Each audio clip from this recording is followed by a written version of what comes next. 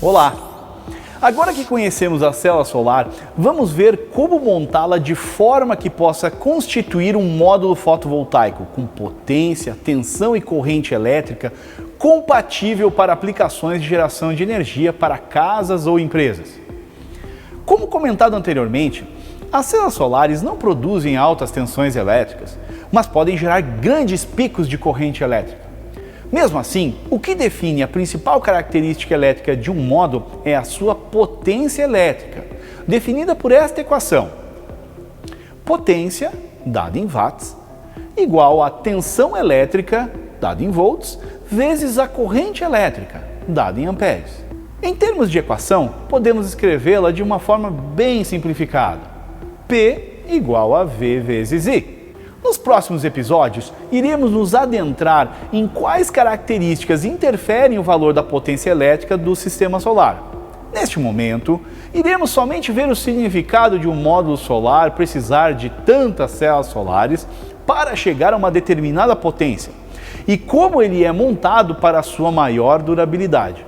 Se pensarmos que uma célula solar pode alcançar mais de 12 amperes de corrente elétrica, mas uma tensão de somente 0,6 volts, estamos falando de uma potência máxima de 7,2 watt-pico.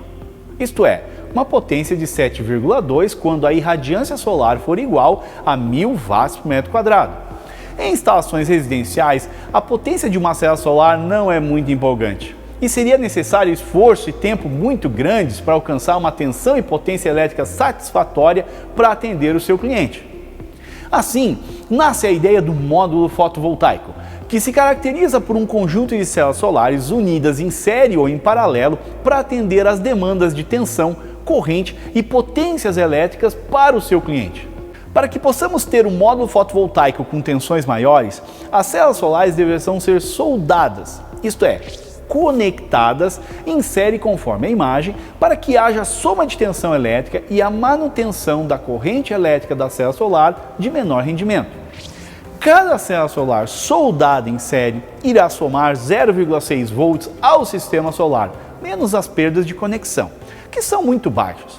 Então, se tivermos 6 células solares em série, conforme nossa imagem, teremos uma corrente de 12 amperes, mas com uma tensão de 3,6 volts, alcançando assim uma potência de 43 watt-pico. Se a demanda é por módulos solares com maior corrente elétrica, sem problemas, podemos soldar essas células solares em paralelo para que a corrente elétrica seja somada por cada célula solar, mas com a penalidade de manter fixa a sua tensão elétrica. Então vamos analisar a imagem. Cada célula solar tem um caminho individual para a sua corrente elétrica fluir. Assim, se cada célula solar estiver produzindo uma corrente elétrica de 12 amperes, na saída desse sistema teremos 24 amperes de corrente elétrica. Entretanto, como comentado anteriormente, a tensão elétrica das células solares em paralelo se mantém igual. Nesse nosso caso da imagem, a tensão será somente 0,6, que irá gerar uma potência de 15,6 watt-pico a partir da fórmula da tensão vezes a corrente elétrica. Se comparássemos o mesmo número de células solares em série com o mesmo número de células solares em paralelo, ou até com um circuito misto de série e paralelo, como na imagem, a potência resultante seria a mesma, mesmo que o módulo solar tenha correntes elétricas e tensões elétricas distintas. Levando em consideração as associações de células solares, veja a comparação da tensão, da corrente elétrica e da potência elétrica para esses nossos 3 módulos solares hipotéticos. Sabendo que temos módulos fotovoltaicos com 144 células solares, as tensões poderiam chegar a valores superiores a 86 volts. Entretanto, não é isso que é visto nos informativos técnicos dos módulos solares mais usuais, já que suas tensões ficam na ordem de 40 volts.